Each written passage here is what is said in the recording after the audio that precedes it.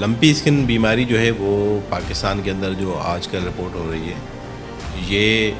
Skin کی جلدی بیماری ہے جو خاص طور پہ کاؤز کے اندر، گائے کے اندر دیکھی گئی ہے،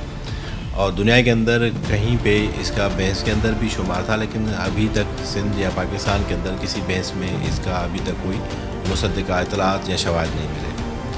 تو یہ جب اسکن کے جانور، خاص طور پہ گائے کے اسکن کے اوپر جب یہ بیماری ہو جاتی ہے تو اس پہ لمپ بن جاتے ہیں، یعنی پھوڑے بن جاتے ہیں، اور پھوڑوں کو اگر علاج نہ کیا جائے تو پھر وہ آگے خراب ہو سکتے ہیں۔ اس وجہ سے جہاں پہ یہ بیماری ہو رہی ہے تو وہاں پہ اگر لوگ اس کا احتیاط کرتے ہیں تو یہ فردر بیماری کوئی خرابی پیدا نہیں کر رہی۔ لمپی اسکن بیماری جو ہے یہ سب سے پہلے جو ہے افریقہ کے اندر، یہ خاص طور پہ ساؤتھ افریقن کنٹریز جو ہے وہاں پہ انڈیکیٹ ہوئی، اور یہ 1929 کے اندر اس کو کنفرمیشن ملی کہ یہ لمپی اسکن بیماری، اور یہ مچھر کے کاٹنے سے، یا جو مچھر جو ہے وہ کسی بیمار جانور کو کاٹ کے کسی صحت مند جانور کی طرف، یعنی خاص طور پہ گائے کی طرف جاتا ہے تو وہاں پہ یہ بیماری منتقل ہو رہی ہے۔ دوسرا جو ہے نا وہ ٹکس ہوتے ہیں، یا وہ مکھیاں جو خون چوستی ہیں ان کے تھرو، لیکن چونکہ یہاں پہ ڈیزرٹ نہیں ہے اور اس طرح کا افریقن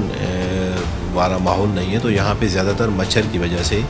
جس طرح انسانوں میں ڈینگی یا ملیریا مچھر کی وجہ سے پھیل رہا ہے، پاکستان کے اندر یہ پہلی مرتبہ بیماری اکتوبر میں کچھ شواہد ملے جو تصدیق ہونے تھے باقی، اور وہ ساؤتھ پنجاب کے اندر ملے۔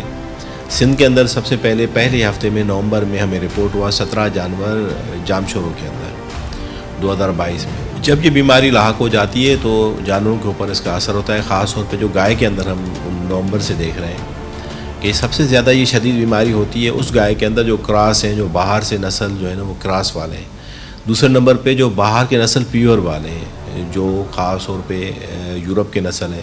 جو دودھ اور گوشت تو زیادہ دیتے ہیں لیکن ان کو بیماری بہت زیادہ لگتی ہے اور وہ ان کی امیونٹی بہت کم ہوتی ہے، تو اس وجہ سے یہ باہر کے نسل میں بھی زیادہ آ رہی ہے۔ پھر تیسرے نمبر پہ اثر کر رہی ہے اپنے جو لوکل نسل ہیں کراس ان میں،